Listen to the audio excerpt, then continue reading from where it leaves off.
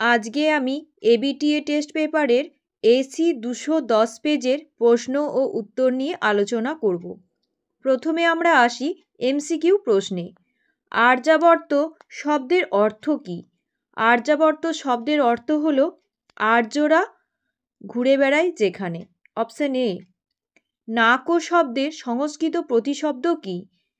সঠিক উত্তরটি হলো স্বর্গ। Option D.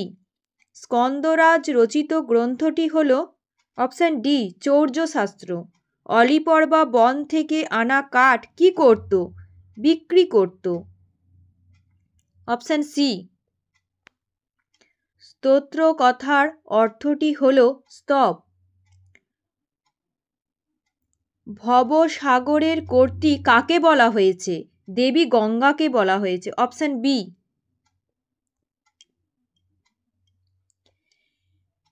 শ্রীমদ্ ভগবদ্ গীতা মহাভারতের কোন পর্বে আছে?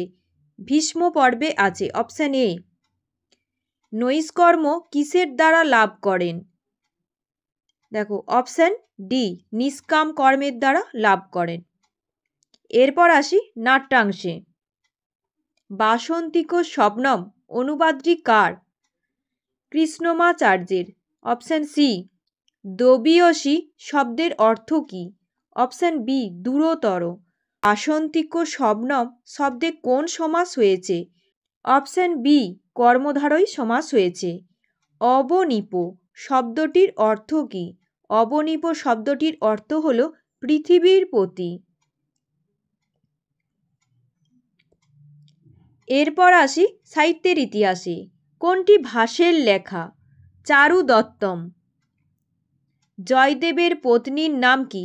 পদ্মাবতী। ধন্বন্তরীর শিষ্য কে ছিলেন? সুশ্রুত। Option A. এরপর আসি এসএকিউ প্রশ্নে। নলচম্পু কার রচনা? নলচম্পু এর রচয়িতা ত্রিবিক্রম ভট্ট। আর্যাবর্তে বনের কোন কোন গাছের উল্লেখ করা হয়েছে? আর্যাবর্তের বনে পিয়াল ও কাঁঠাল গাছের উল্লেখ করা হয়েছে। বিপিন শব্দের অর্থ কী? বিপিন শব্দের অর্থ বন বা অরণ্য। বনগতা গুহা পাঠ্যাংশ থেকে অশ্বের 3টি প্রতিশব্দ লেখো। বনগতা গুহা থেকে অশ্বের 3টি প্রতিশব্দ হল সপ্তয়, হয়, তুরঙ্গ। এরপর আসি পদ্যাংশে। দেবী গঙ্গার চরণ কোন দেবতার মুকুটমণির দীপ্তিতে শোভিত? দেবী গঙ্গার চরণ দেবরাজ ইন্দ্রের উজ্জ্বল মুকুটমণির দীপ্তিতে শোভিত। কুমতি কলাপম। এখানে কলাপম শব্দটির অর্থ কী? কলাপম শব্দটির অর্থ সমূহ। শ্রীমদ্ ভগবদ্ গীতায় কটি অধ্যায় আছে? শ্রীমদ্ ভগবদ্ গীতায় 18টি অধ্যায় আছে। নিয়তং কুরু কর্ম তম। এখানে তম বলতে কাকে বোঝানো হয়েছে? তম বলতে এখানে অর্জুনকে বোঝানো হয়েছে। এরপর আসি নাট্যাংশে। রাজার বাগদত্তার নাম কি? রাজার বাগদত্তার নাম কনকলেখা। সন্ধি বিচ্ছেদ করো। যাবৎ জীবনম। যাবৎ যুক্ত জীবনম। বাসন্তিক স্বপ্নম নাটকে মোট কটি অঙ্ক আছে? বাসন্তিক স্বপ্নম নাটকে মোট 5টি অঙ্ক আছে। দর্শ শব্দের অর্থ কী? দর্শ শব্দের অর্থ অমাবস্যা। এরপর আসি সাহিত্যের ইতিহাসে। মুদ্রারাক্ষস নাটকে ছলনার আশ্রয় নিয়েছেন কে? মুদ্রারাক্ষস নাটকে ছলনার আশ্রয় নিয়েছেন চাণক্য। গুপ্তযুগের নিউটন কে? গুপ্তযুগের নিউটন আর্যভট্টকে বলা হয়। চরক সংহিতার মোট কটি স্থান আছে? চরক সংহিতায় মোট 8টি স্থান আছে, যথা সূত্রস্থান, বিমান স্থান, নিদান স্থান, শারীর স্থান, ইন্দ্রিয় স্থান, চিকিৎসা স্থান, কল্পস্থান এবং সিদ্ধিস্থান। এরপর আসি ব্যাকরণে। কারণসহ কারক বিভক্তি নির্ণয় করো। বালক সর্পাদ বিভেতি। সর্পাদ পদে দাগ আছে। ভিত্তার্থানাং ভয়হেতু সূত্রানুসারে সর্পাদ পদে অপাদান কারকে পঞ্চমী বিভক্তি হয়েছে। কেশেষু চমরিং হন্তি। চমরিং পদে নিমিত্তার্থে সপ্তমী বিভক্তি হয়েছে। গ্রামং নিকষা নদী। নিকষা অব্যয়যোগে গ্রামম পদে দ্বিতীয়া বিভক্তি হয়েছে। ভিক্ষুক পাদেন খঞ্জ। পাদেন পদে অঙ্গবিকারে তৃতীয়া বিভক্তি হয়েছে।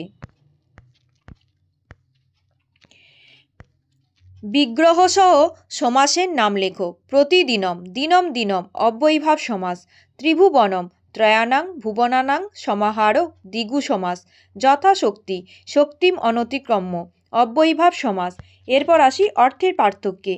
গিরিশ গিরিশ, গিরিশ মহাদেব, গিরিশ উমায়াপতি, গিরিশ হিমালয়, গিরিশ পর্বত শ্রেষ্ঠ, আচার্যা আচার্যানি, আচার্যা অধ্যাপিকা, আচার্যা ছাত্রান বেদং পাঠয়তি, আচার্যানি আচার্যের পত্নী, আচার্যানি আচার্যেন সহ বসতি।